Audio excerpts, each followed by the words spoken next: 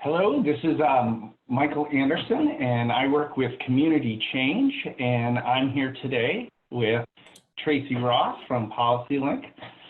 And we are happy to talk to you today about some messaging research that our two organizations, along with Race Forward, have been working on and collaborating over the past year that has some definite and exciting implications for all of us as we work in the field to advance housing justice, particularly to address the racial injustice that has undergirded a lot of what access to housing looks like today.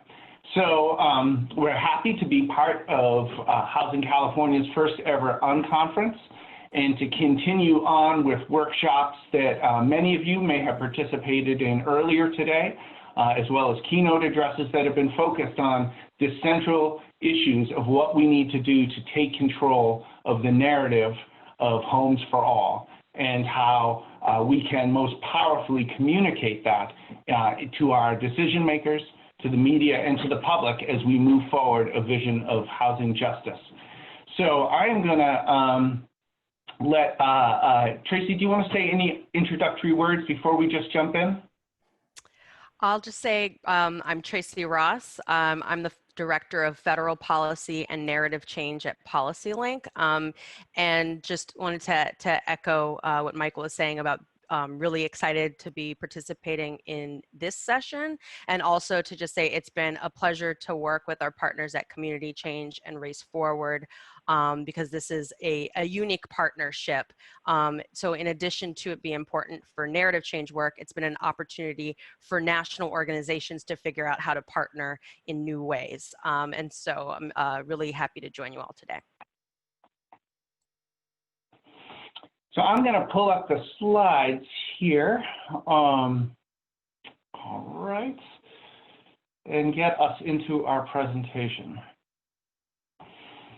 So again, we hit the overview of what we are going to do together today, but to talk about it a little bit more deeply, as much as the research that we're going to share with you has some very clear methodology and is stewed in data that we were able to learn from the views of the American public across an array of opinions and demographics. At the end of the day, what's most important about this research is how we put it into play in our work to advance housing justice. And in many ways, it boils down to more effectively telling our stories of home. So whereas this training is going to share with you a lot of technical information, we also, the intention of it is that it's hands-on and begins to bring you into not just digesting that information, but putting it to use. And I think what you'll find is with the tools that we introduced today, that they are both replicable and moldable for your own work, but also begin to bring you in more deeply to beginning to integrate this body of research. Again, this has been a collaboration for nearly a year between Race Forward, PolicyLink, and Community Change, supported by funders for housing and opportunity, and with the central goal of saying we know a lot about how to talk about affordable housing that's effective, that's laden in values, but we need to break significant ground in centering race on that. We know from all of our data and studies that racial inequity is at the center of housing injustice. And so now we needed to figure out, well, how do we put that into play more effectively to drive political will? So just to acknowledge that some of the slides you'll see today, in addition to the contributions of the three organizations that did this collaboration, Public Works, which I believe is an organization that may in fact have disbanded, but still their slides come quite in handy in this presentation, as Neighborhood Partnerships, which is an organization based in Oregon. And to get us going, I'm actually going to, all of you should have received handouts for today's session, and they were in 3 different PDF forms. And one of them is a tool called the Message Box, which we're going to feature as a training tool today. But before we get into that specific tool, I want to start us with an exercise. One of the things that we know living in this period, this last 4 decades, frankly, is that housing injustice is something that our society's become more and more comfortable with. We've become more segregated. People at the lowest incomes have had a harder time finding a home that they can afford. We're all very well versed in talking about the problem, but to go where we need to go with the public and the movement that we need to build, we need to also vision, where is this place that we're building towards? What does it look like when we get there? So for the first exercise, what I'd like everyone to do is take out a pen and a paper, or you can pull up a different screen and type it in yourself.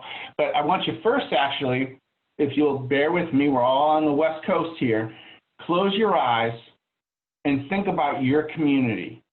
What would it look like if every single person in that community had the safety, the dignity, the freedom, the security of a place to call home? How would that transform our communities? How would parks look different?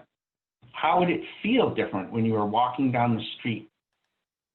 So I'll take a minute or two to go into our hearts and find that vision of homes for all.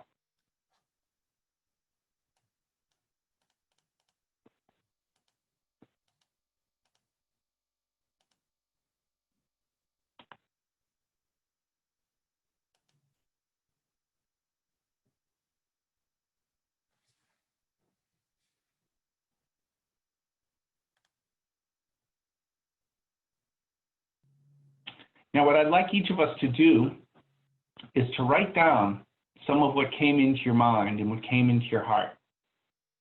The images, the smells, what did you hear? What did it feel like? Let's all take 2 minutes to write down some of the thoughts that we had of a vision for homes for all.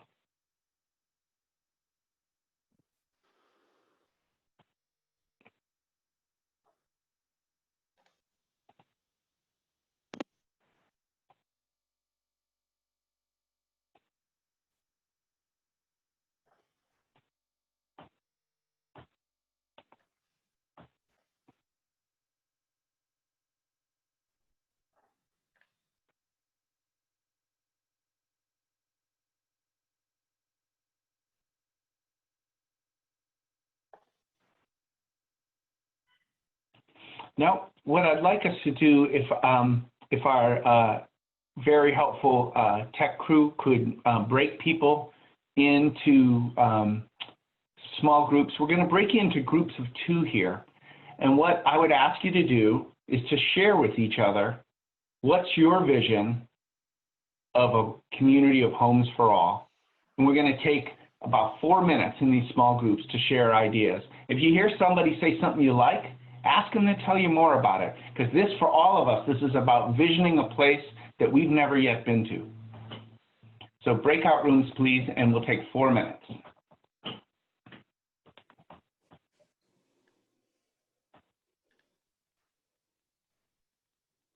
Let me ask you this question.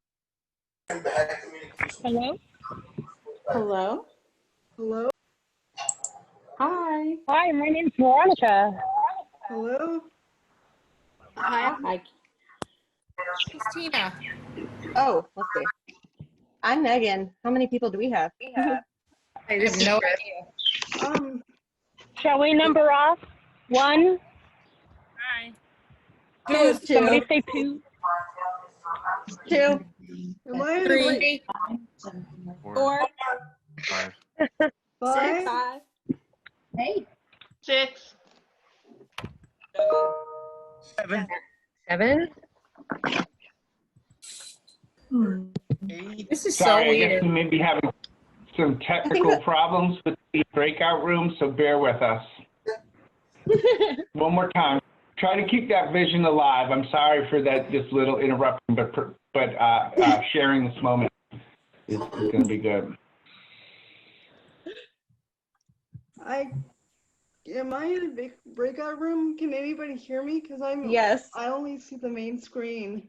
We can hear you. Hi, We can hear you. Hi, everyone. This is Hi. Lawrence. We're not in the breakout rooms just yet. We're having just a tech issue on the back end, and we're going to get that settled. So Yeah, so give us one moment. Conversation to talk about ELI, extreme low income, which has been eliminated in Sacramento County. In other counties, they want to do fee builders base instead of having a perfect I didn't say anything. program, and that's been a big Me thing. too.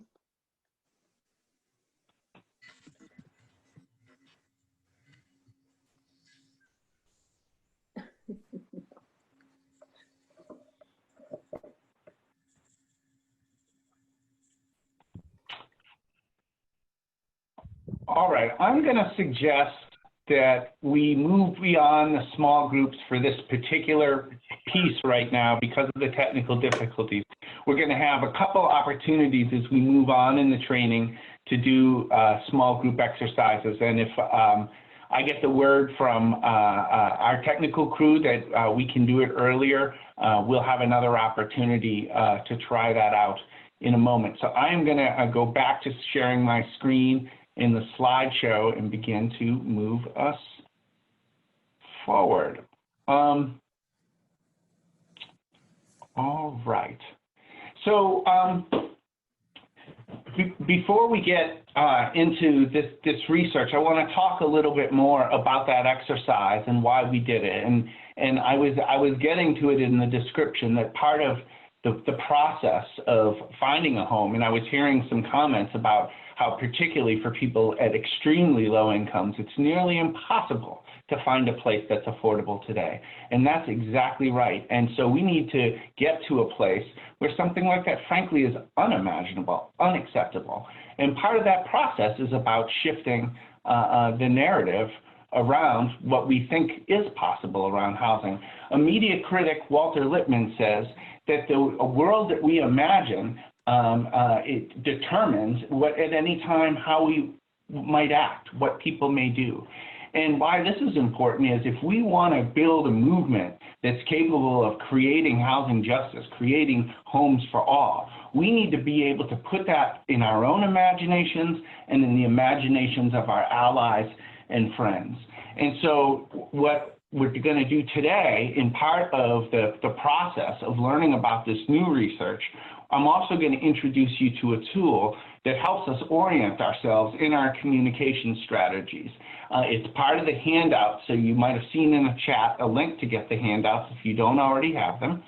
And it's something that if you don't have it in front of you for today, you could just take a simple piece of paper and put an X across it and make 4 quadrants. And those 4 quadrants are the 4 components of what makes a powerful message and what is going to help your group, your coalition, your organization stay on message as you do advocacy communications. In the first quadrant, the top quadrant is in fact this vision, is what is it that you're working towards? And so what I'm going to ask all of us to do now is to take a moment and in this top quadrant, this is exactly the exercise we just worked on, your vision for the community, state, and society. So that vision of what would it be like for homes for all, what I'm going to ask all of you is to take what you wrote down, those ideas, and move them into the top box on your handout. Your handout's going to have one of these matrices that's completely blank like this. And please take 2 minutes to write your vision statement into that box. And then we'll come back to this box several more times in the training and we'll complete it together, and then we'll talk about how we'll put it into use. But now I'm going to turn it over to Tracy. And Tracy, I'm going to advance the slides. You just tell me when as we go. Does that make sense? That sounds good. And also we're in the presenter mode, so we can see the next slides and notes teed up. So I don't know if you want to make sure it's on full screen for folks instead, but I'll just get us started. Yeah, let me do that. I'm sorry about that, people.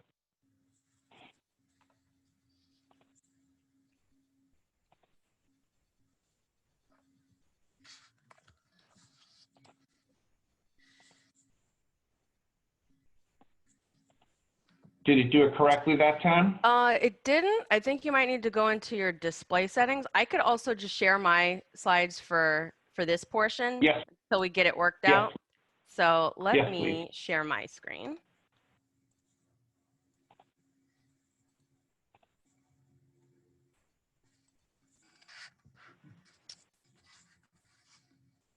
Okay.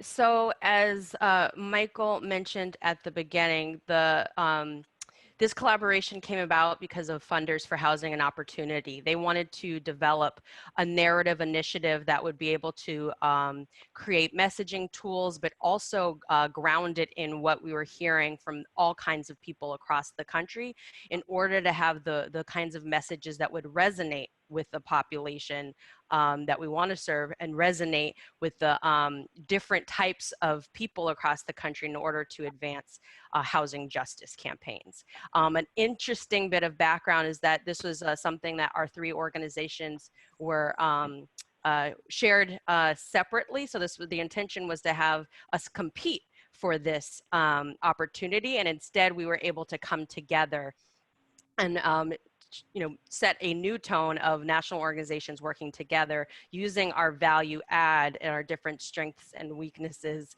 and supporting one another in having a greater narrative initiative that could support people across the country. And so there's 3 phases of work.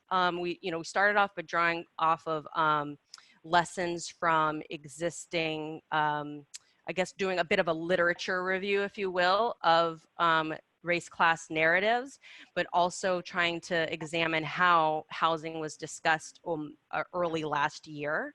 Then we did in-person focus groups across the country in Virginia, Mississippi, Chicago. I went to our focus groups in Denver. We had them in California, in San Francisco. When we had different demographic groups in a room talking about housing, they had a chance to look at some of the messages that we created with some of our grassroots partners who we wanted to help inform this process. So even before the focus groups, we got together grassroots partners to talk about the kinds of messages that they're using and that they want to advance. And then we tested them in the focus groups and let those conversations evolve. So we were able to get really organic information from observing those.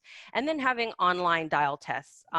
You can think of these like when there's presidential debates and CNN has a little wave of reactions going across the screen depending on how audience members are responding. That's the kind of thing that we did with the different messages that we wanted to test. And I'll get into some of those messages in a bit. But also an important factor of this research is that we oversampled for different racial and ethnic groups of color. We wanted to make sure that we had a rich data set of these groups so that it wasn't kind of a small sample size, that we could get really rich insights into the kinds of communities that we really want to make sure we're speaking to, that we can make sure that the messages are meeting them, in addition to understanding what gaps exist in people's comfort with messages and where we want to go. So we were getting all kinds of perspectives and a rich level of data. Go to the next slide. Oh, I'm controlling it now, huh? So the top level findings, one of the just most important findings is that people are ready for this conversation. So regardless of political background, race and ethnicity, folks are ready to have a conversation about affordable housing. And I think, it stands to reason that part of it is because regardless of your income, housing is expensive. It's expensive at all levels. And so we saw that people really got the idea that housing is a basic need. And so that was a really strong finding, because that is going to help us in terms of pushing back on the idea of housing as just a commodity. Another important thing was that most people saw that there was need for government intervention. There might be a bit of confusion on when it's time for local government or federal leaders, but they thought that there's need for government intervention at both the local and federal levels. And so that's important because it shows that that's the kind of thing that people are willing to eventually, if we get them to push their leaders on. One of the issues that we came across was that the need to, though, activate the intensity of support. So that means that someone could see this as an important issue, but it might not be their top issue, or they might not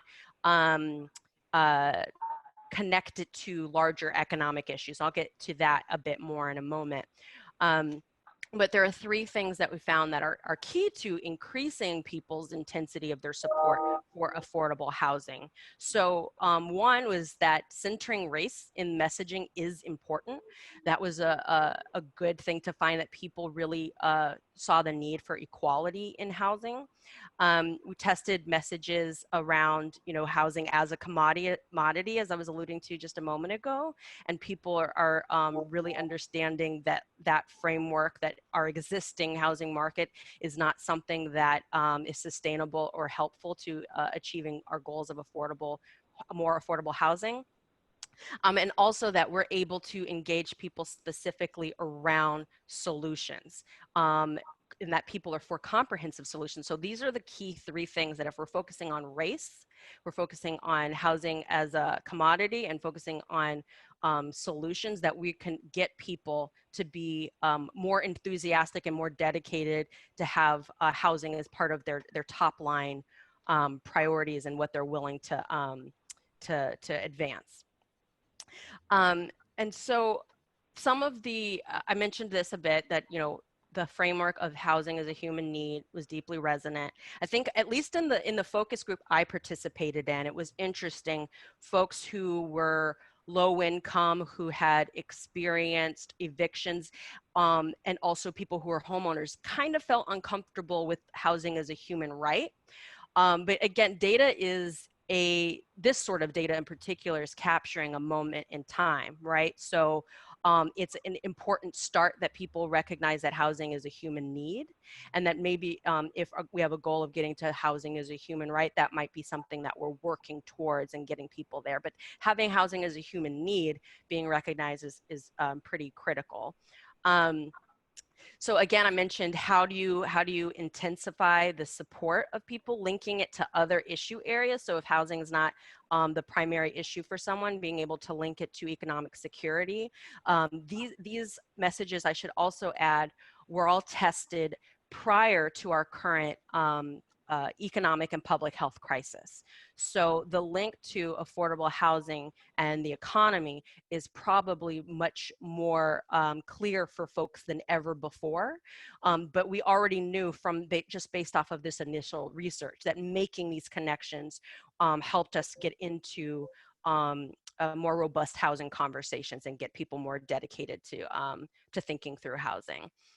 I'll just fly through these a little quicker. So we looked at various groups, including persuadables, our base, and we didn't really do too much work around folks that are just not part of the housing conversation, aren't going to be on board, don't see themselves in this world. So, but within this framework of having our base, have the persuadables, we saw that people of color, particularly those in urban areas, those who consider themselves Democrats, are much more part of the affordable housing conversation, and already see a role for themselves in it, and are much more activated. So then the negatives, again, this kind of goes with the whole idea of a housing as a human right, language like a guarantee, housing for all. Those are the sorts of things that started making people feel a bit uncomfortable. That's just, face level research that we have. We didn't go a layer deeper on trying to understand some of the associations, psychological associations that people carry with them for those words. But it was interesting in the conversation that I witnessed in Denver. I think that people liked the idea of housing still being able to be a way that you could make money. It was kind of that aspirational component, that maybe one day I could own a home and be able to sell it and make something from it. And so I think people wanted, from my observation of that one group, people wanted that opportunity to still exist. And so when we started mincing words in that kind of way, that's when it got tricky. But again, bottom line, housing as a human need tested well. Again, I want to go back to what I was saying, though, about those 3 things that could get people activated. Centering race, the idea of housing as a commodity, and having comprehensive solutions. This is really important, that the idea that people are already comfortable with talking about race.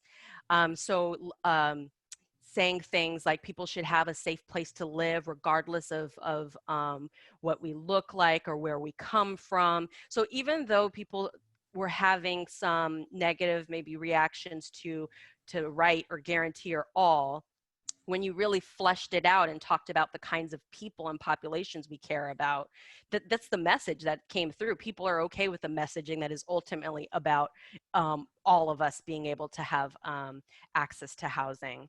And that they are also resonated with language that explicitly talked about discrimination, that people shouldn't be denied housing. So this also just goes to show that we don't have to talk around the race-based nature of housing, that we can address it head on.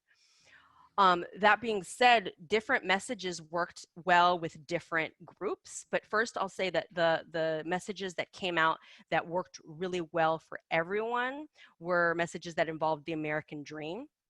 So things related to, opportunity, that everyone needs a safe place to live so that they can advance their lives and their families. That worked well with people, health and well-being, the idea of living in a home that is supportive, that is stable, that's in a community that is healthy and safe.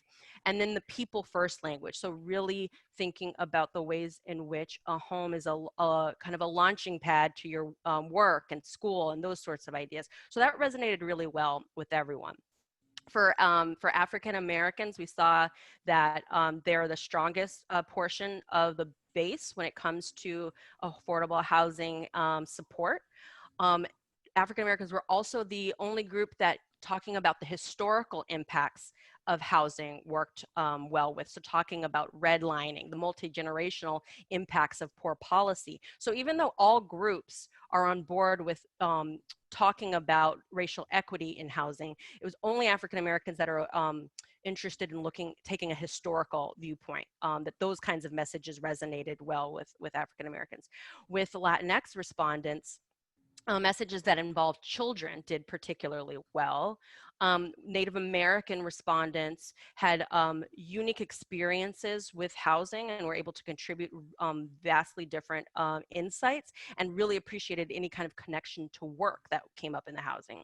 With AAPI groups, support was not initially strong, but by doing those kind of 3 things, talking about policy, talking about the way in which the markets can be manipulative, talking about equity, you're able to get AAPI groups and people on board with affordable housing agenda.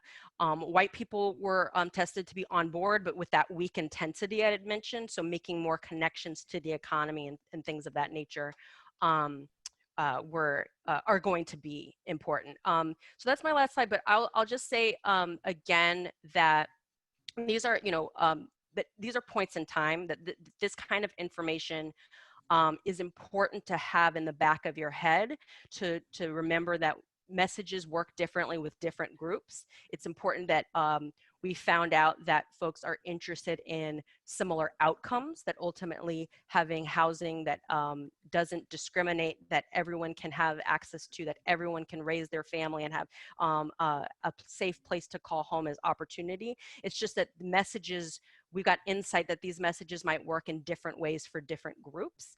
So it's important to be mindful of that. I would also say that we want to go back to the grassroots leaders that helped us come up with these messages to test in the first place, because it'll be important for them to think about what they're comfortable with.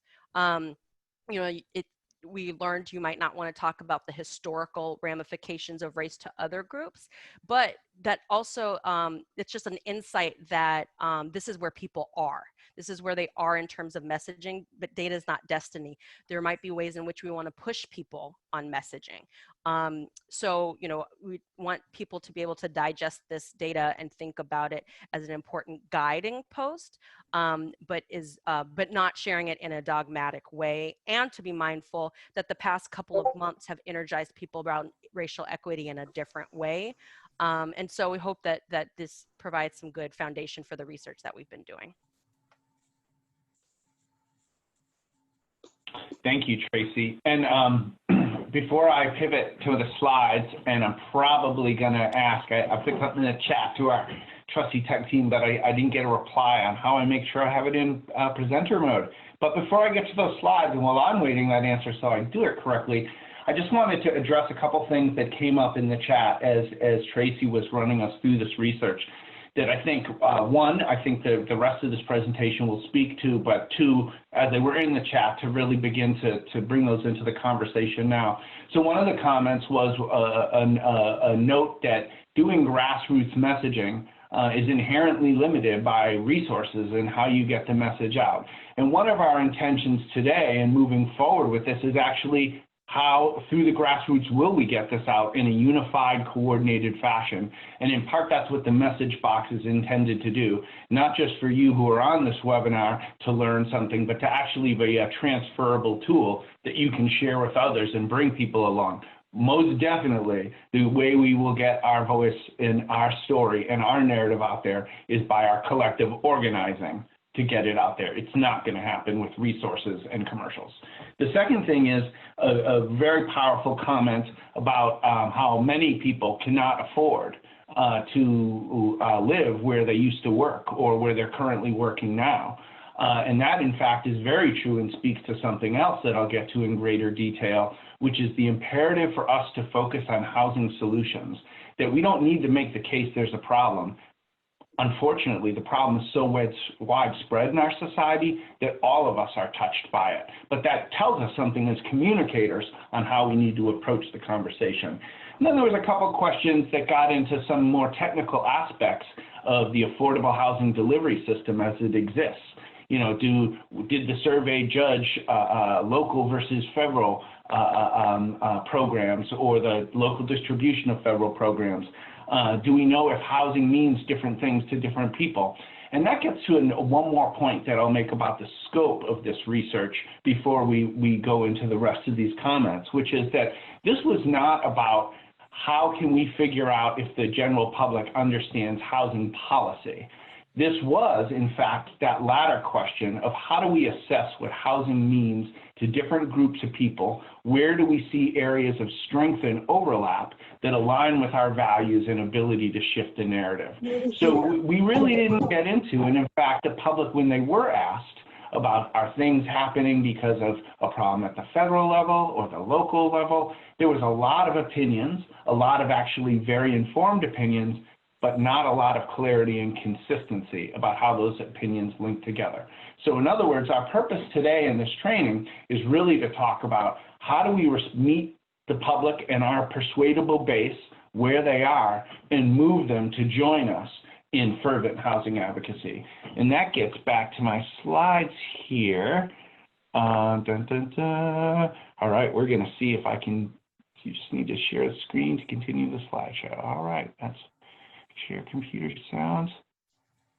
We shall see, people.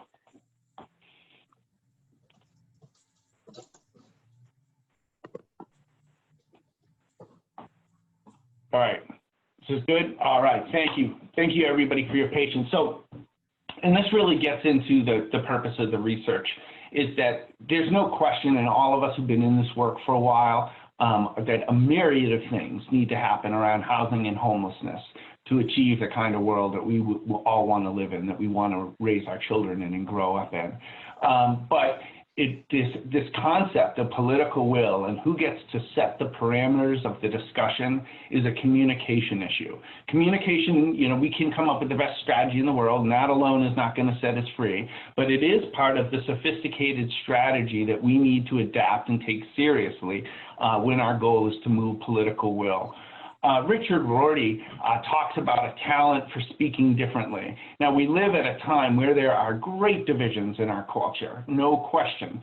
It's very scary, in fact, how divided we seem. At the same time, there's a way to talk about and move people that isn't about engaging along arguments or proving things, but rather stoking the areas of commonality and shared values, particularly to connect with people who for otherwise would be with us, would be impassioned to take on housing justice. But one of the things that we really need to do, and this gets to the point of the challenges for grassroots in getting out their message, is for all of us, I'll speak for myself. When I started in this work, I was doing frontline work in a homeless shelter, and I experienced a great many things that led me to have very strong beliefs. And I would often go out and speak to church groups and talk to them about what was going on in the shelters, what was going on in the community of people who are houseless. But I was doing it in my own way, and it felt good. I was rowing up the stream of righteousness, but at the same time, if I'm ever in a race in that single crew boat against a boat like this, the reason I'm going to lose, the reason you lose is because this boat has a crew of people that are working in coordination and working together. And that is the strength of a grassroots communication strategy, is a sense of discipline and unified purpose so that we're speaking with one voice. And that's one of the goals of this training and the message box, is to help us get closer to perfecting that part of our communication strategy. Because what we know is humans, especially adult learner humans, respond best to repetition. They say that adult learners need to hear something 6, 7 times before it sinks in. So when we think about all the specific things that we know about housing policy and everything else, we could all go in different directions and be making very salient and relevant points. But having some unified strategies and values and approaches is what's going to allow us to have that effect of repetition and that effect of being agents of narrative shift. So a couple more of these slides are really communication 101s for experienced communicators. You will have seen these before, but I think it's important to lay these foundations, and you'll see very quickly that they correspond to the message box. But almost any time we're trying to persuade people, there's 3 elements to it. First, what's wrong? Second, why does it matter? And particularly, why does it matter to them? And 3, what's the policy or the action that needs to be taken to address it? And oftentimes in affordable housing advocacy and homeless advocacy, we've spent an inordinate amount of time on this very first issue, the what is wrong. And that gets to that point I was raising, that unfortunately, the housing situations are so dramatically bad for so many people that we know and love in our lives and our communities that we do not need to spend much time on what is wrong. That is clear. What we need to be more clear about, and what the research showed, is the public needs to understand solutions, and they need to understand it couched in these values of racial justice, in values that they relate to broadly, that relate to the success of their family and their loved ones in community, and how that ties to home. So today we are going to apply all of these elements around the research as we think about how we'll put it into play. And it's crucial that we put this research into play. One of the things that we suffer under is that we're 4 or 5 decades in, the conservative opposition in this country very, very skillfully shaping the narrative such that personal responsibility is weighted way ahead of institutional accountability. They'd rather blame a person sleeping on a street than our broken housing system that put them there. And we need to shift that paradigm. And part of that is by really taking seriously the lessons that developed by cognitive science and other communication experts in how the human brain works and how we move each other through communications. And so the intent of this is that there's no doubt when we think about all the negative, racist, engendered stereotypes around homelessness and affordable housing and who needs it and who doesn't have it, that it's a very difficult climate, particularly as we enter into this time where the government is being so vastly irresponsible with the number of people at risk of eviction right now. And so we need tools that help make this climate more verdant for us, that give us some of the handholds. And that's what the research did, is they peeled back and let us know a little bit more about different influences that already shape how we feel about this issue of housing. Both, as Tracy was saying, broken down into the individual demographic groups, but also the through line trends of the groups of people that we're able to move in this work. And so this gets into the part that I always get very excited to share, which is to take you briefly into understanding more deeply why values-based messaging is so powerful and why it's a crucial tool as we understand how to move people along the way. And I'm going to have to talk this through. Usually I do some call and response with the audience here because this is a very talk-heavy part of the presentation. And I ask people what they see here. And I guess you can put it in the chat, please. What do you see here on the screen?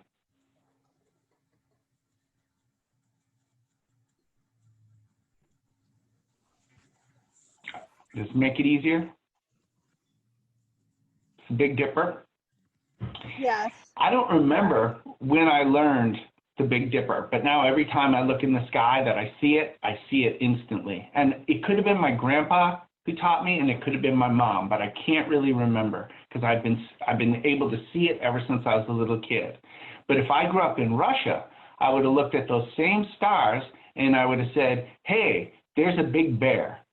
And what that is an example of framing, which is the process that our brains use to digest information, how we organize and take in what we learn, what we know, and make sense of it in a way. And the frames are both an incredible feature of our brain that help us process information quickly and make decisions. They're also a great limit of our brain in that sometimes we finish our own sentences, which sometimes puts us in a loop of being stuck in what we know. So, but it's crucial to understand because it is not rational thought of how we determine how we feel in the world. It's really how emotionally does it make sense through these frames, what's going on around us, what we see in terms of how we react and what we think is an appropriate reaction. Frames always define the issue. They help you figure out who's responsible and therefore what to do. So it goes back in some ways to that quote about that people do what they imagine is possible, that how you frame this very much shapes what people see as the solution. So if we describe homelessness as a problem of individuals and bad individual decisions that lead to someone being without a house, that's one story. But if we can talk about the system failures that have impacted so many people and created a collective story, that drives a different narrative around what's an appropriate solution. And framing is something that we need to be conscious of because our brains are doing it all the time. So usually, again, in a room, in a live audience, if I was with you all, I'd be saying, so what does this say? And people would call out what they believed that they would read there, which looks like, I'll say it for you, affordable housing, because yeah, that's what this presentation's about, but actually it's not. It's just a bunch of gibberish. But the thing is, and this is what I want to illustrate about frames, more than just this gimmick of this 2 slides, is when I put it back, even though all of us know that it's a bunch of gibberish behind there, it still looks like it says affordable housing. And that gets to this other crucial principle about framing, is that you can have multiple frames that have contradictory evidence, and usually the one that you see first or the one that most aligns with what you think was going to happen is the one that sticks, even if you get contrary evidence. So for all of us as housing communicators, what it tells us is there is an imperative in setting the right frame in the beginning of our communications. So same thing. You didn't believe me before, right? What does this say? Homeless? Of course not. But again, it looks like it. So this is deadly serious for us all to digest as we think about how important it is to take framing into consideration in our communications.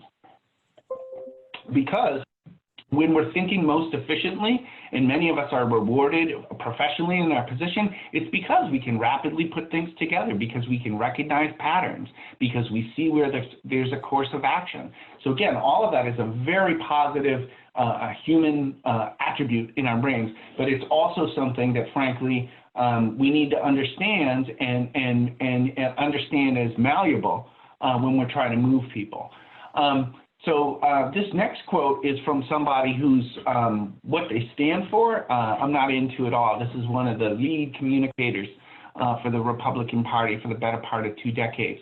But this quote is something that all of us, I think, should digest very seriously, because it speaks to something that, especially when you're talking about an issue like affordable housing or homelessness or racial justice, we're definitely, and I'll speak for myself, that I feel like I'm speaking with some moral authority and from a high ground, that do not mix that up with the best way to persuade people. Because what this quote says is, as important as it is for us to understand, for us to move people and to be able to speak to people, it's more important what they hear of what we say than what we say itself. So let me give you an example from my own past experience. So I used to go out, I said earlier, I used to go out and speak to churches talking about homelessness in Portland. And one of the things I would say is low-income people need affordable housing. Now, I believe that 100% in the core in my soul. And I still believe that. But I don't go out and say that anymore, because what I didn't realize at that time is when I was saying that there were some people in those church audiences, what they were hearing is lazy people need a government giveaway. Now, I would never say that in my life, but unfortunately, the racist and gendered and other stereotypes that have been lopped on words like low income, lopped on phrases like affordable housing, those are real. And so as we move forward and thinking about what we need to do to move people, some of it is literally letting go of some of the jargon and the terminology that is within our field. Like people say, well, what's the term affordable housing? What else should we use? It's not a term. What we need to talk about is home and that value that's more broadly shared than this concept of affordable housing. So next thing I want to get to in this small portion of cognitive science that you're indulging me with is to talk to you about another frame of analysis of how people are moved. Because as I said, people have multiple existing frames. And one of the things that is determinant is some frames are stronger than others. Some have deeper resonance with people than others. So George Lakoff, a linguist, breaks down the levels of decision-making into these 3. The first is big ideas and universal values. So this is, freedom, fairness, equality, justice. Level 2 are the issues that relate to those. So it could be free trade, civil rights, the environment. And then level 3 are the policy area. So it could get into low-income housing tax credit or urban redevelopment, whatever the policy is. What George Lakoff's point is, progressives and housing advocates being sometimes in some ways prototypical progressive communicators tend to focus on levels 2 and 3. So getting into the details of policy or the issues, but ignoring the top level, the big idea values. So going back to some of the stuff that was imbued in the visioning exercise, or these high-level values that have been uncovered and reaffirmed by this research that we've just done.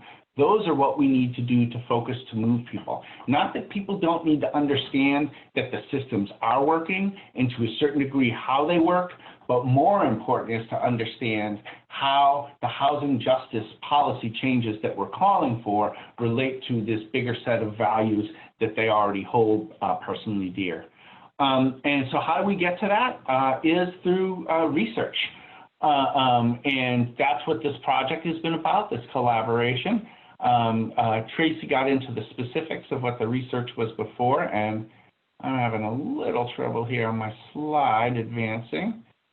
So there we go. So now I'm going to take us a little bit back into some of the lessons learned from that research. There'll be some overlap with what Tracy said, but I just want to lift out some other specific elements related to what we learned, or in some ways maybe defining the methodology a little bit to then show you some of the research in motion, as it were. So one of the purposes of this research was to figure out what we need to do to move people to be with us to do something more. As Tracy opened up and said, America is ready to have a conversation about affordable housing, but what they're not is activated with enough passion to make it into a movement moment yet. And so part of what we did with this testing is to try to explore, well, what gets us to that yet? How do we connect with people? And basically, we broke down or I should say the researchers broke down the information that I'm about to share with you in these illustrated slides.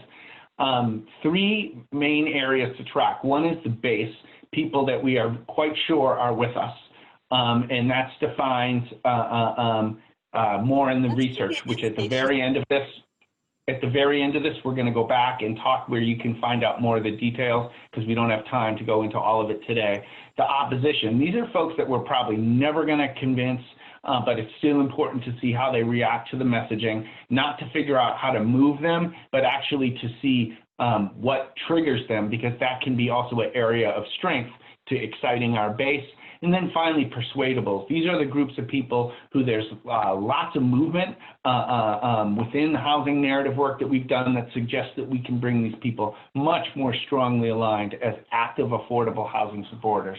The other 2 lines that you'll see in this research are from advocates, or I should say one other line, and that line is yellow. So what I'm going to do here The American dream means you put in the work and you too can own a home of your own.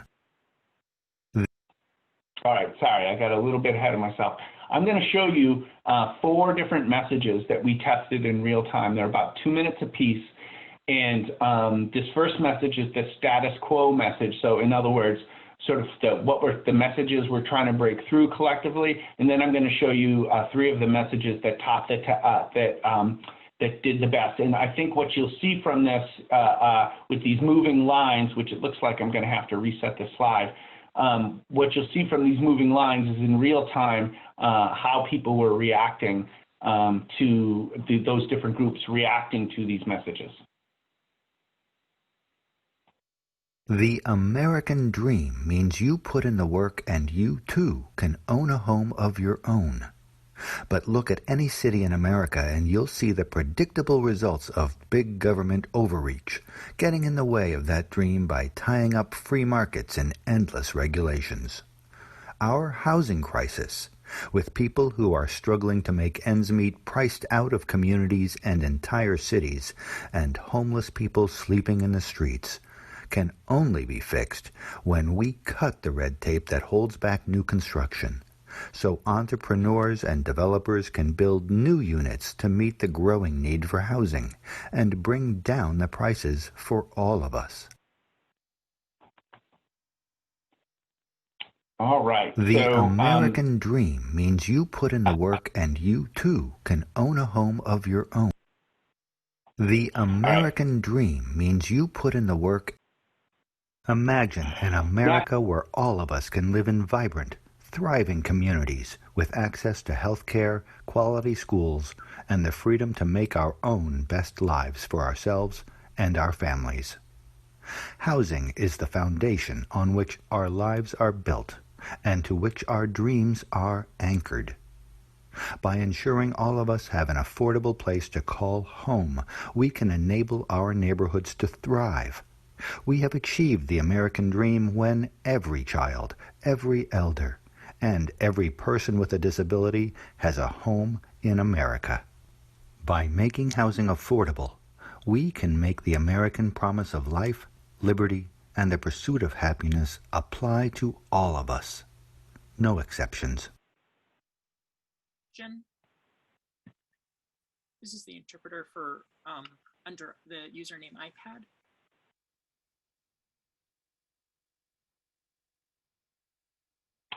So the American Dream message, forgive me for the first slide just going into the next one. The status quo message also didn't show the colored lines going up, but suffice it to say the persuadables and the base were very lukewarm to the status quo, right around the 50% line for most of it. And advocates, the yellow line, was way, way down. And then the red line was up, but it wasn't super high either. There isn't like a strong opposition to affordable housing for all out there. It's just who's responsible for it is more what's going on. So this next one that I showed you, though, is one of the messages that it works well, and it works well across that for advocates, for our base and persuadables. And one, it really taps into the imagination, so it does some of that visioning work that we talked about.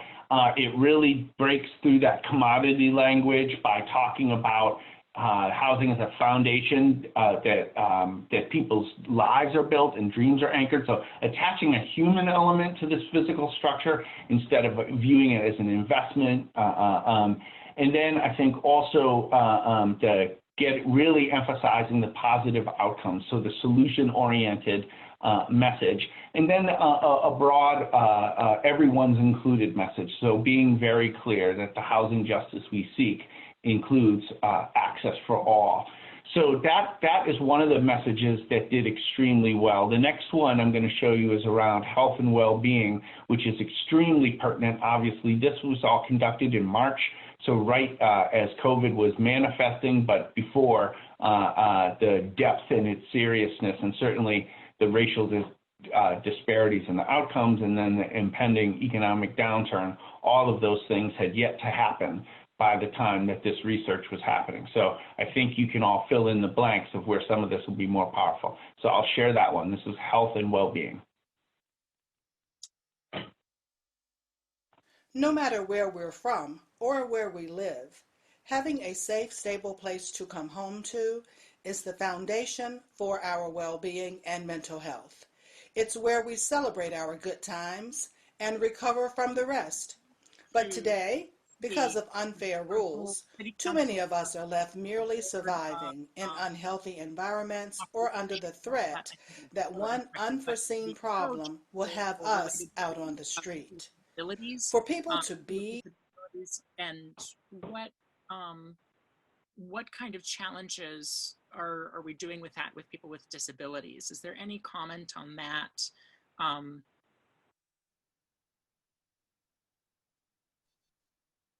Yeah, what do you think is a good way to get the message across to the City Council or Board of Survivors, Board of Surveyors to address housing issues regarding the disability populations?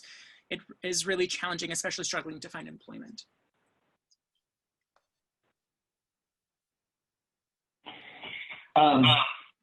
So I think this question's coming in real time. We'll go back to the slide in a moment. So the question is, what can people with disabilities do to communicate to decision makers and I believe I did miss the municipal level. And what I would encourage is that you are involved with a coalition and organizations that are working on these issues together. And if there is not something organized in your area, if you'd be willing to reach out offline, and I will see what I can do between myself and colleagues at Housing California to connect you to something. But that very specific question of the how, the getting people trained and prepared to do it piece is a bit of a separate question from the research and the focus of this training. And I'll just add, Michael, because I was having a bit of conversation around that in the chat. I think for our phase 3 of work, we want to think about the kinds of tools and needs that grassroots leaders have. And so have already been talking to Allie from the Kelsey in the chat. And stay well, both physically and mentally, for children to grow and elders to flourish. We need to ensure that hopefully you all can hear me, but yeah, I'm going to be connecting with the Kelsey, but also I'm trying to identify other groups, whether they're focused on disability, whether they're focused on the LGBTQ community, because obviously there are communities and identities that are embedded in the respondents but weren't pulled out in terms of demographic information. And so we need to understand the kinds of tools and resources that would be helpful for these groups. So our phase 3, I think we're going to be doing a broader outreach to different grassroots groups, including centering disability.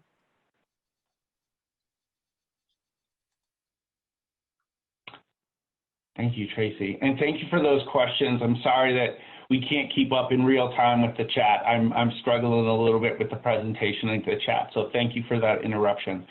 All right, we're going to go back to the health. Or where we live, Having a safe, stable place to come home to is the foundation for our well-being and mental health. It's where we celebrate our good times and recover from the rest. But today, because of unfair rules, too many of us are left merely surviving in unhealthy environments or under the threat that one unforeseen problem will have us out on the street. For people to be and stay well, both physically and mentally, for children to grow and elders to flourish, we need to ensure that everyone has housing they can count on. We need to ensure everyone in America has a safe, accessible, healthy, and truly affordable home. When residents thrive, communities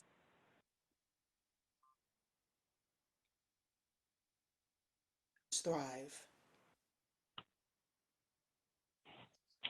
All right. So the health and well-being message, first of all, a couple things here is invoking the we as part of the way to break through the commodity frame, and part of the way to get into the values-based frame is very powerful and aligns also with what I was talking about in terms of this problem is so widespread and the need for housing is felt by so many people. That's a quick way to establish commonality. One of the strategies in the conservative messaging to divide us around this issue is the ideas of there's a us and them, deserving, poor, and not. Some people who brought it upon themselves and some people who are worthwhile. So part of the way of breaking through that is using more universal we language. The second thing is talking about stuff like unfair rules. Becomes particularly pertinent when we think about just the way so many families and households are being undermined right now with the potential or threat of a looming eviction or lack of other economic supports that are making them extremely vulnerable.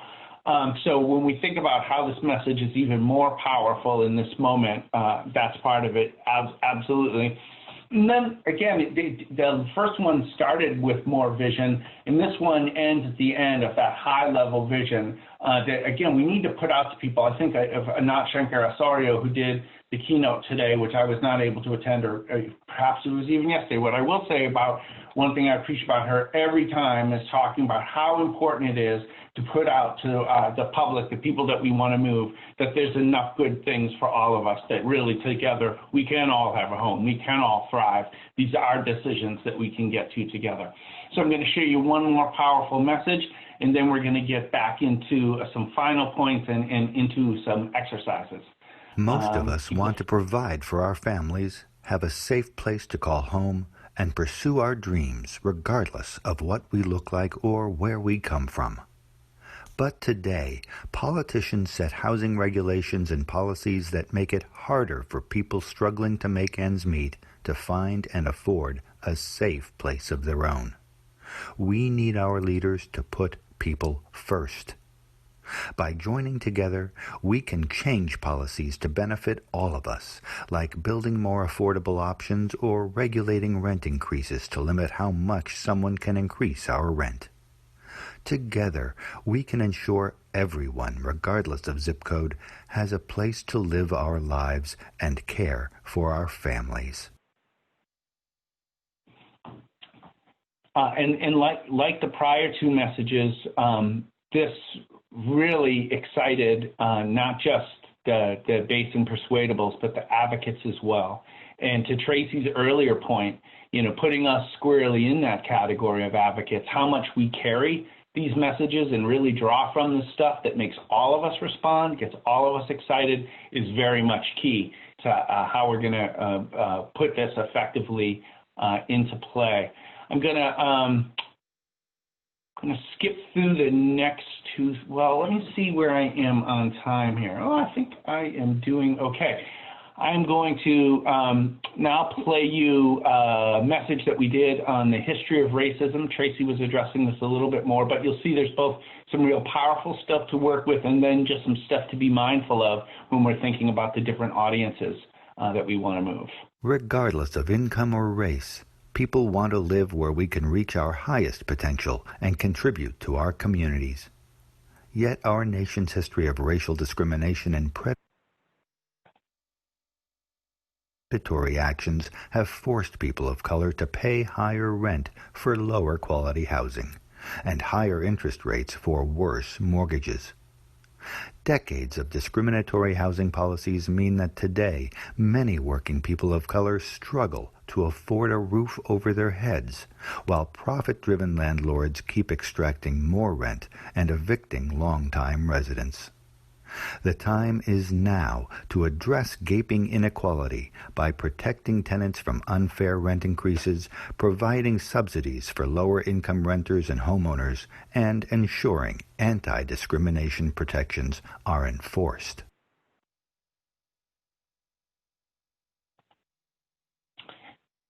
So, a couple more questions have been coming up in the chat, and I'm going to try to address many of them in my comments as I move forward.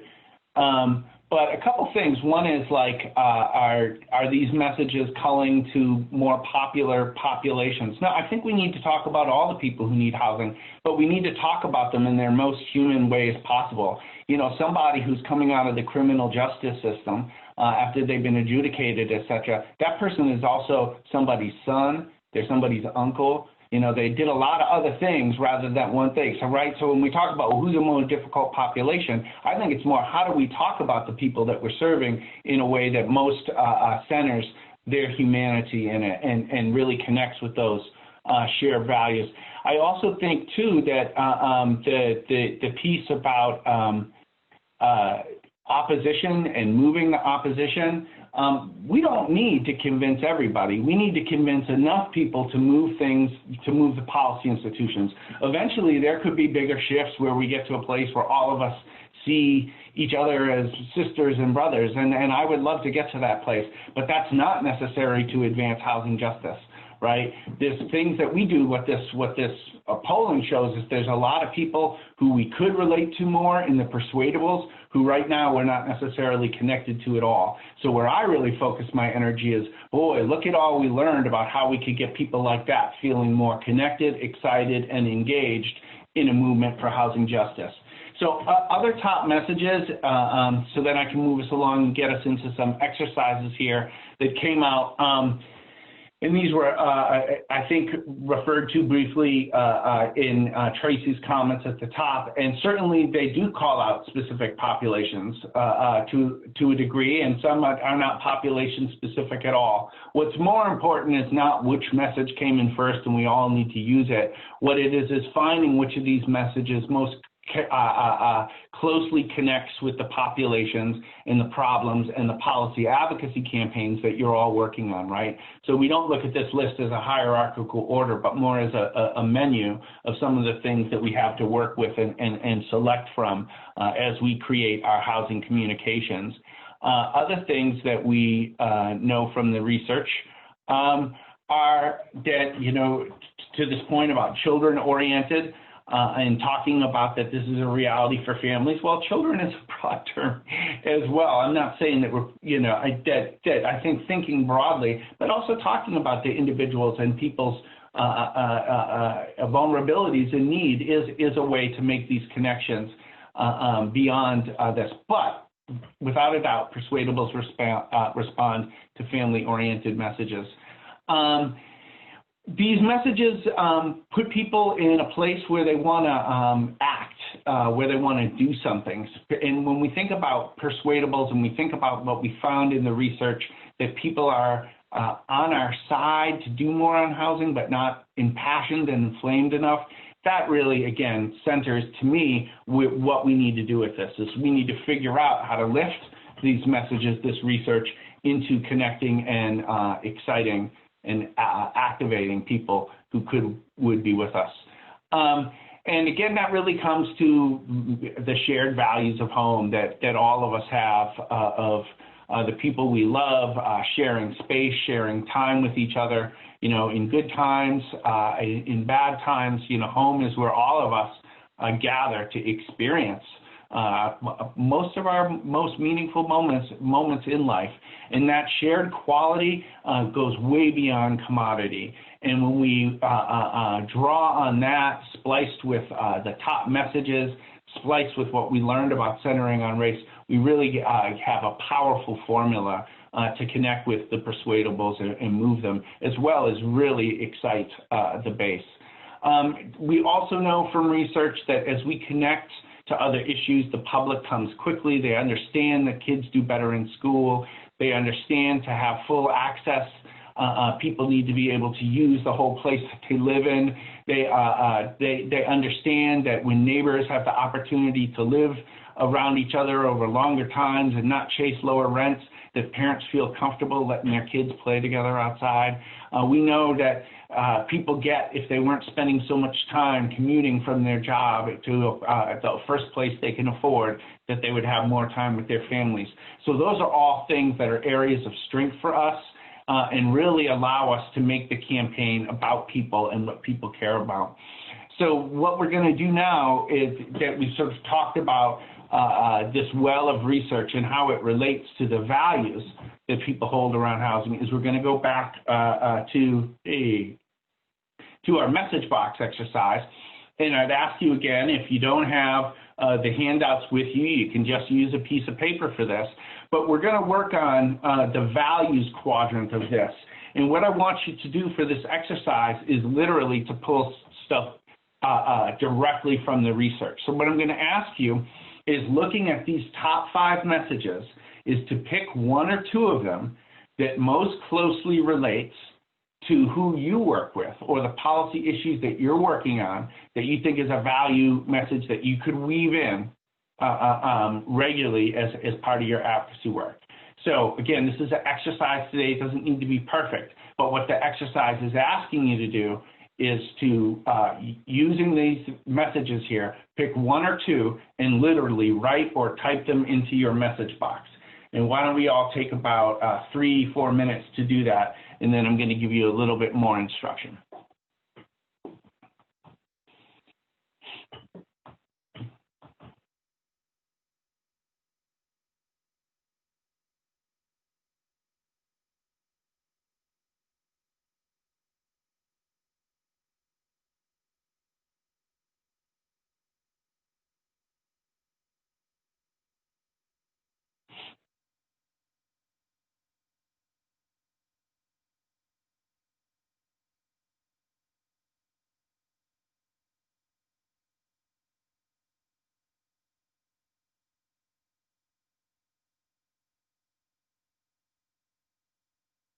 All right, I'm going to assume now that people had an opportunity to pick 1 or 2 of these messages and put it into your message box.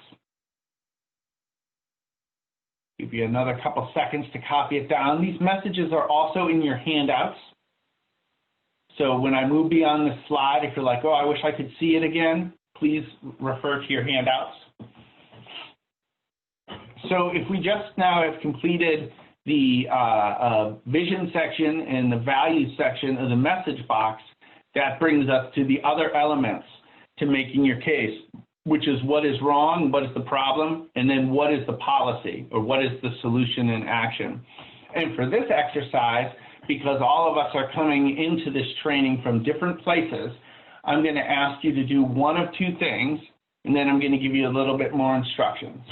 I either want you to pick a real issue that you are working on, either a problem that needs to be addressed with a policy solution, or a policy campaign that you're already involved in. Doesn't matter, either one. You need to pick something from what your work is. And if you don't have that, I'm just going to give you an overarching one, okay? So if you don't have something in your mind already, I'm going to give you an overarching one.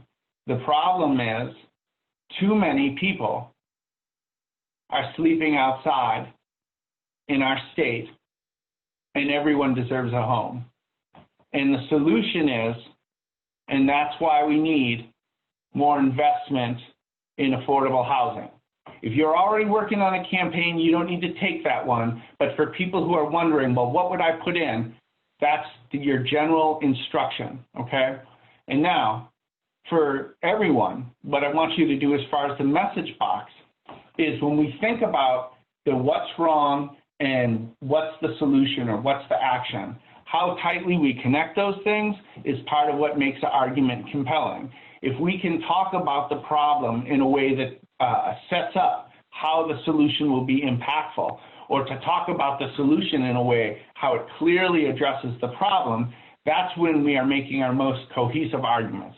Forgive me if that sounds like a very obvious thing to say, but sometimes, you know, we get talking about a problem and the policy solutions don't match all of what the problem entails.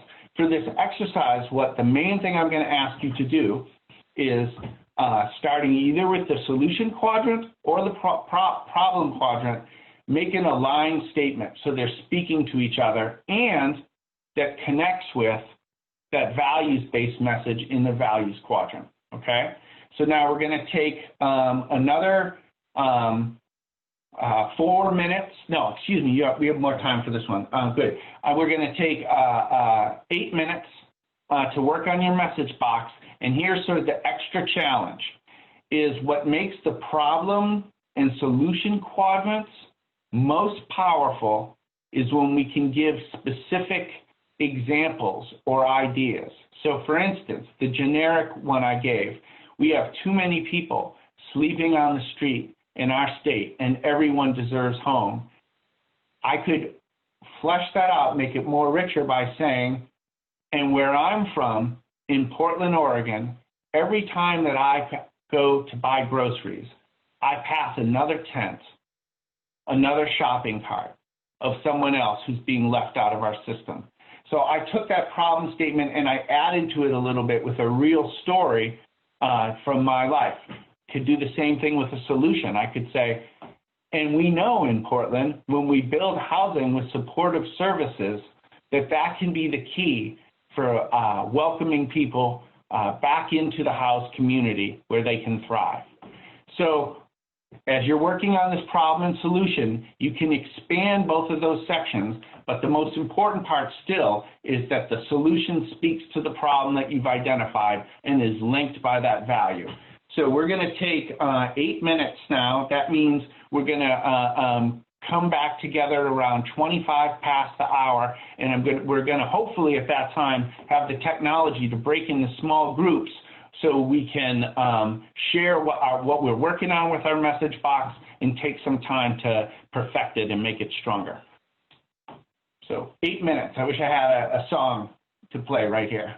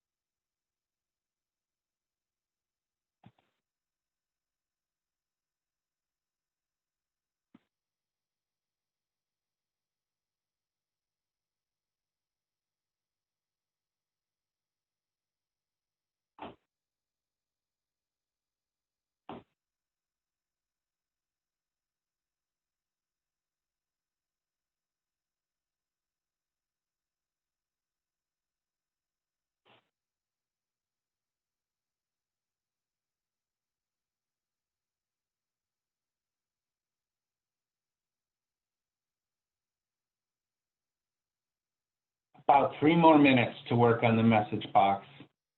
For people who are already done, I appreciate your patience. Thank you.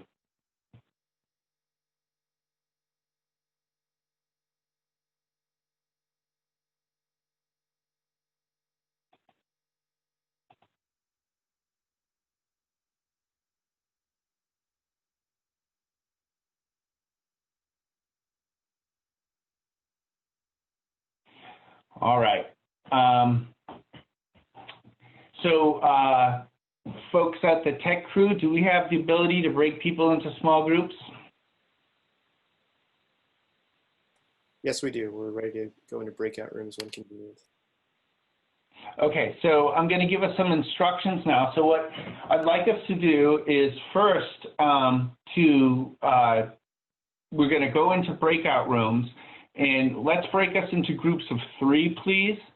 And what I'd like to do is we're going to take about 7 minutes in these groups, and I'd like each person to have an opportunity to share their problem and solution statement.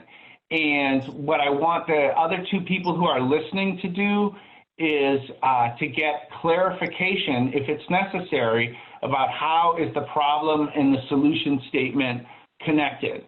The second thing that I want, after everybody gets a chance to share that, to go around and share that, then we're going to come back together and do another exercise on the message box where we'll incorporate the values-based statements and put together a full, we'll call it elevator pitch. Let's break us into small groups, and can we make sure that the interpreters are with the deaf participant? I think that sounds great. Is that something we can do, tech crew?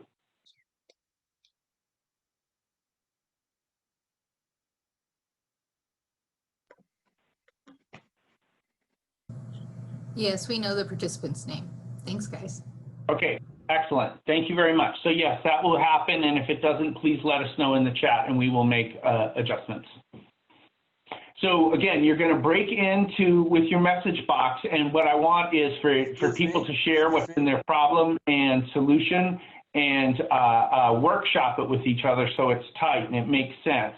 And we're going to take about 6 minutes to do that, and then come back and do an exercise in groups of 2. That's perfect. Okay, then let's take just 5 minutes. Then it won't take as long.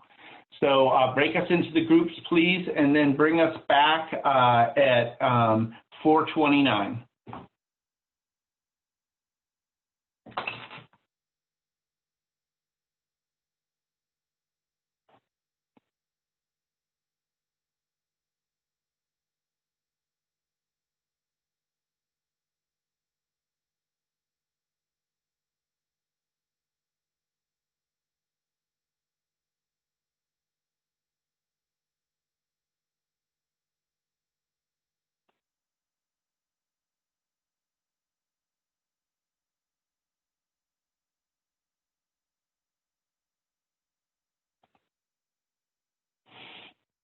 Hey,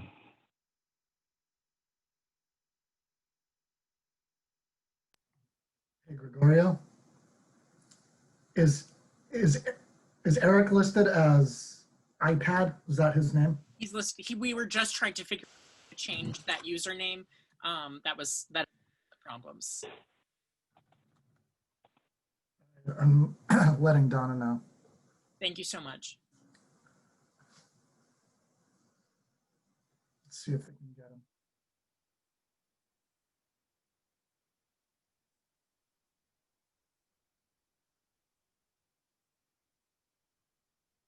And then if you want to throw me into their breakout room, that'd be great too.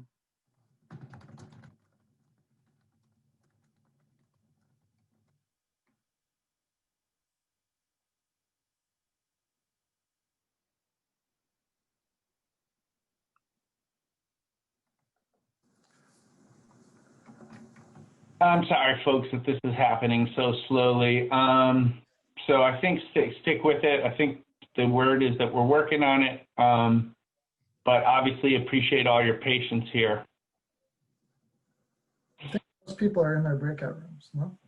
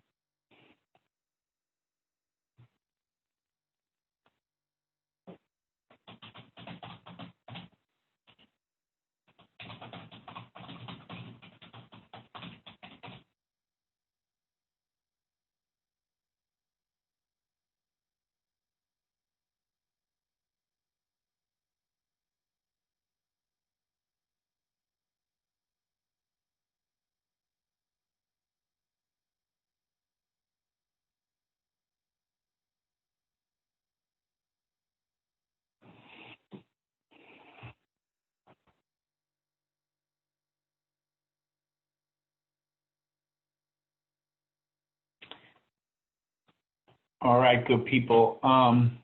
So I'm not quite sure these breakout rooms are happening, or that they. Michael, Yep. I think they probably are, but we can ask Anthony for confirmation. And when you're ready, it looks like people are coming back. I think we're good. All right. Well, good. Good. All right. Well, I think we're having some technical challenges clearly, but let's, I think there's still some good ground that we can cover together. All right. And maybe some of the breakouts did happen. Excellent. That's exciting. Okay. It did. She had a great. I talked to a nice lady in Vanessa from San Francisco, and she's got a great program about working on taking buildings and rehabbing them and making sure that they're affordable, and to make sure that there's the accessibility is part of their program in San Francisco, because they knows how high rent is there. So she was great. She was great. I enjoyed talking to her from San Francisco. Super. So I'm glad then that focus groups did happen for some folks. So for those who they didn't, again, I apologize.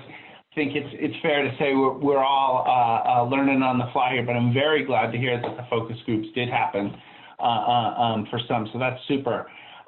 So let's talk about this next exercise. And did not work. No responses, huh? Okay. Well. Again, assuming that there were different experiences for different people with the technology, I'm going to try to move us ahead, and maybe we'll wrap up a little bit early, or for folks who the technology is not working for, you can jump off, and for those it is, they can stay on. But let me get back to the slides that I wanted to share here. And so the next exercise that we're going to do, once the message box is complete, the idea is that it is something that, unlike the cliche, don't think outside of the box, the message box is to say always speak within the box. So if you were doing this, say, for an initiative to move a local city council or to move the state legislature, a lead organizer or a lead communication person might develop a general message box for the whole campaign that would have, particularly around those problem and solution boxes, that would have, let me take the share off for a moment while I'm talking here, that would have more specifics about the policy that you're working on, the specific problem that it's addressing.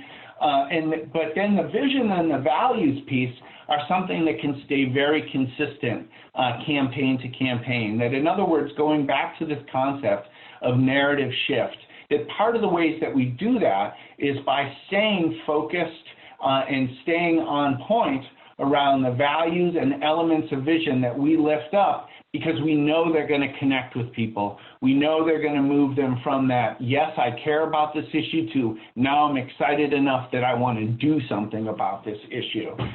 So as you move forward and think about this message box and how you might put it to use, I found it useful, whether, certainly, as I mentioned, in advocacy campaigns, but even if you're putting together, say, a funding proposal, or putting together an annual report, or putting together something that's hyping a coalition that you're trying to get off the ground and get more engagement on.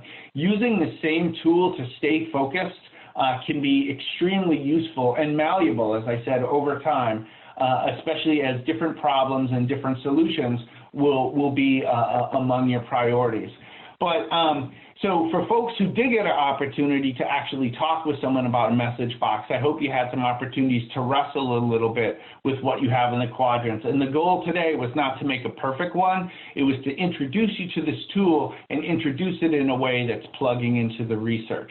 So the next piece that I want us to work on is an exercise that there's also a corresponding handout for, and this is developing a pitch for for your campaign. And so this is really just pulling all of the elements of the quadrant together and putting together a statement that you can deliver in a little over a minute, in under 2 minutes. In other words, we usually don't have as much time as we want to connect and engage and move people. So how can you get it into a very tight piece, the main messages that really capture all the elements? So what we're going to do for this is literally, and this is what I love about the message box, is once you've done work out front on it, then you take an exercise like this and you're really plugging stuff in. You're transferring stuff to the message box, to what you're going to use for your actual testimony, or what you're going to use in the script to the reporter. And what that means, to make an obvious point, is what's most important, and again, we didn't do this today, but what's most important is the time we spend to perfect our message box. I think that's usually best done in groups of people that are working on the same campaign. So, you know, to be in a much more focused and strategic conversation with one another about how do we develop this message box to move this particular bill in Sacramento, as a for instance. But that said, for the purposes of this exercise, I want you to look at the message box that you worked on and say, this is pretty close to perfect, even if you can think of a lot of different criticisms of it, because what I'm going to ask you to do is really hold yourself to the principle, speak inside of the box. Speak inside of the box. In other words, whatever you put in your statement, it's not going to be anything that's not already written down in the box. And if there's something you want to put in your statement that you're like, that should be in my box, that informs you on some of the work you need to make your box tighter, okay? But for this exercise, I really want you to try to use your box as it is and just apply it for this, because what it allows you to do is move pretty quickly into putting together some cohesive statements that are in large alignment with your allies who will also be working from similar message boxes. So with that in mind, why don't we take about 3-4 minutes to work as individuals. I want you to, there's an exercise worksheet, or you can just use a piece of paper or just type something onto your computer. I want you to put together a 1-minute statement that includes something from all 4 quadrants and makes a tight case for why there needs to be action on your policy issue. So we're going to take 4 minutes to do that. And then for the technical people, we're going to break into small groups one more time. And we're going to try out those messages on each other. So I'll give the cue when we're ready for that. So 4 minutes to work on your statement. We'll break into small groups. For people who that doesn't work, you can hang in with us, or you can call it a day. We'll have some wrap-up comments at the end of this exercise.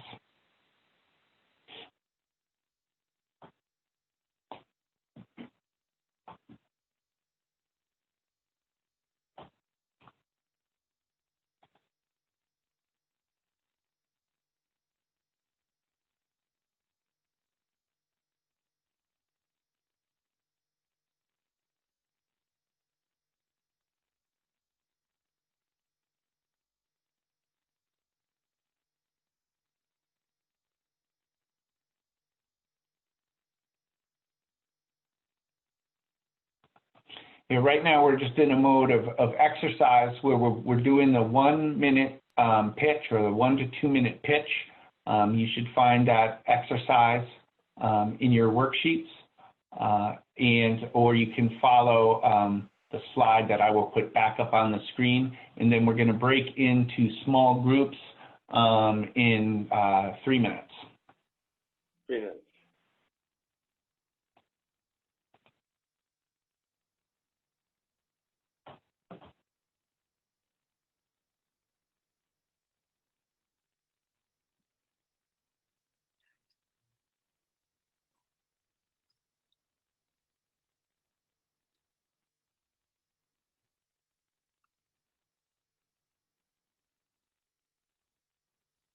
Yeah, I just need to make sure that the interpreter is with me in the breakout group. I know that last time when we did the breakout groups, the interpreter wasn't able to come in as quickly, so we lost some time with that.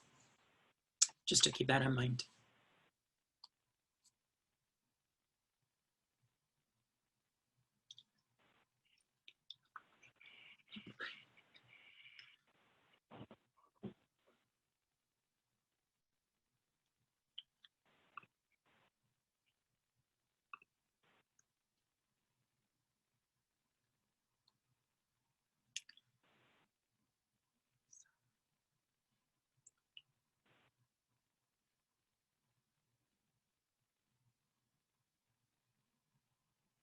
take another minute or so before we go to breakout rooms.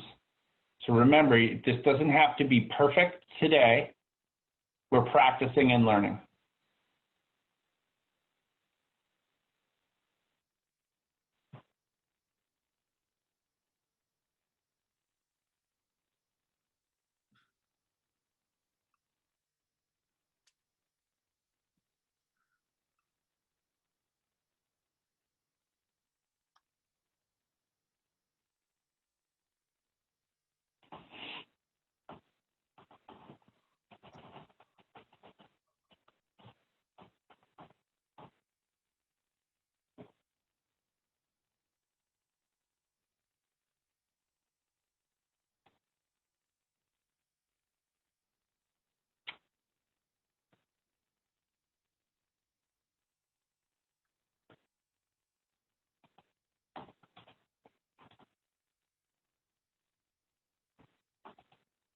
All right, so this is going to take a little time for us to get in to be broken into the small groups again, so please be patient.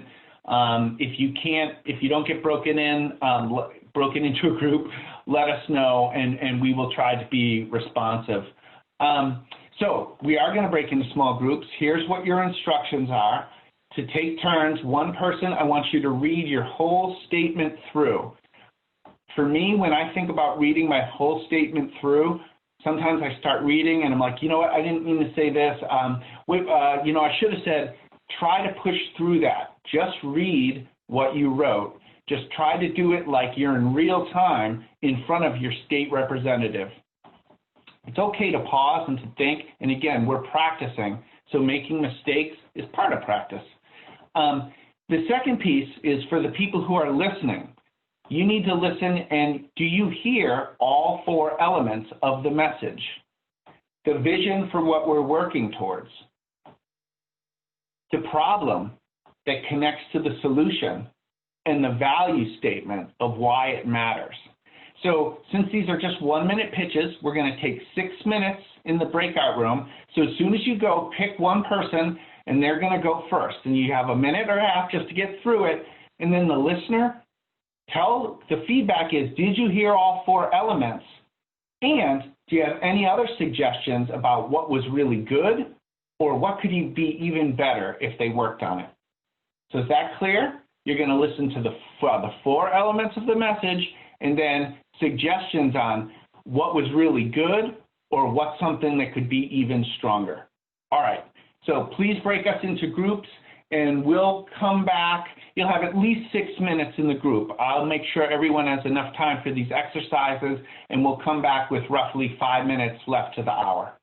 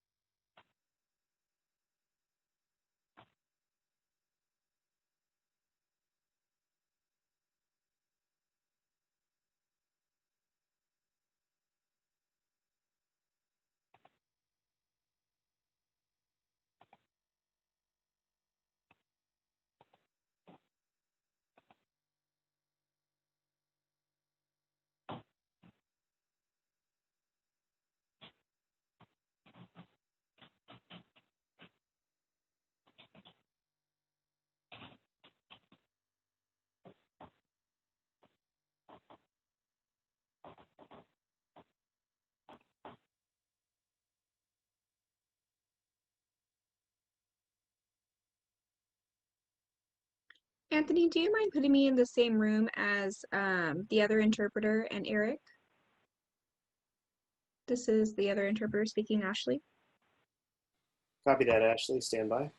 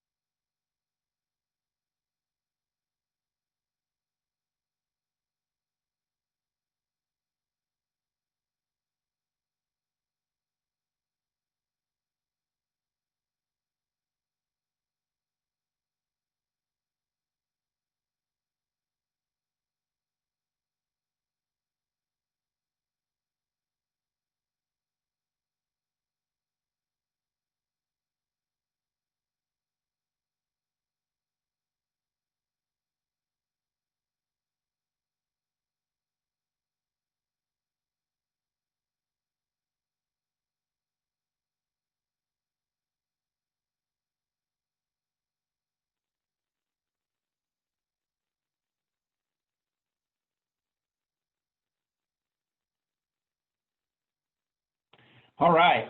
Welcome back, everyone. I hope you had a good opportunity to practice.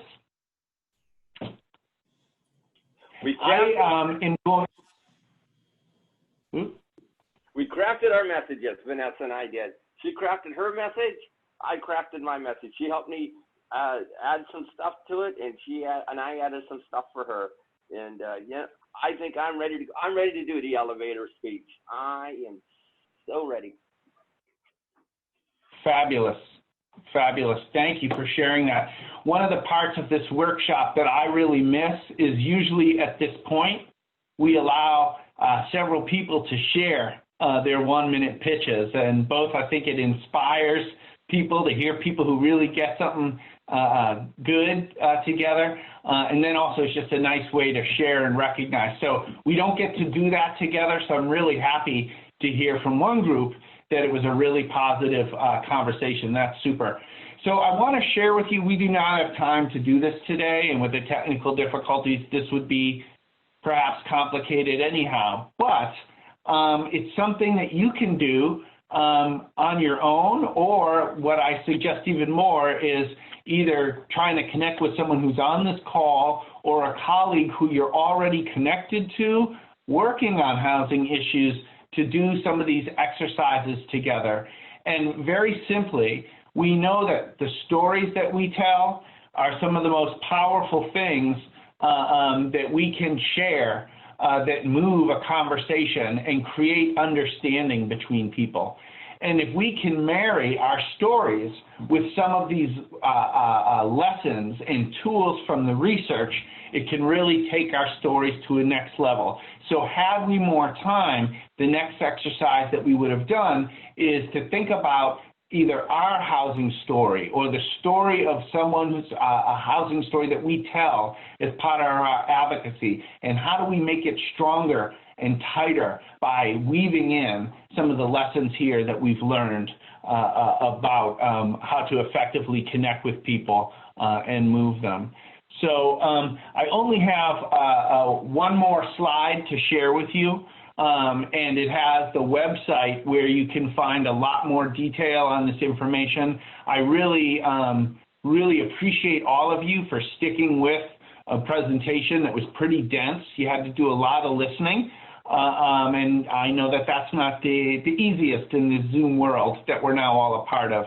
But housingnarrative.org has a lot of resources related to this research, including information about the specific different racial and economic demographic groups and how they responded differently to the polling, information from a webinar series that we did with PolicyLink and Race Forward, a 5-part webinar series where you can download recordings from 4 of the 5. We had a technical glitch on our 4th webinar, and we've been unable to recover the video. But the other 4 of the 5 are available, as well as presentations, and then other materials, including the slides from this presentation and the handouts from this presentation. And I encourage you all to use these and share them liberally.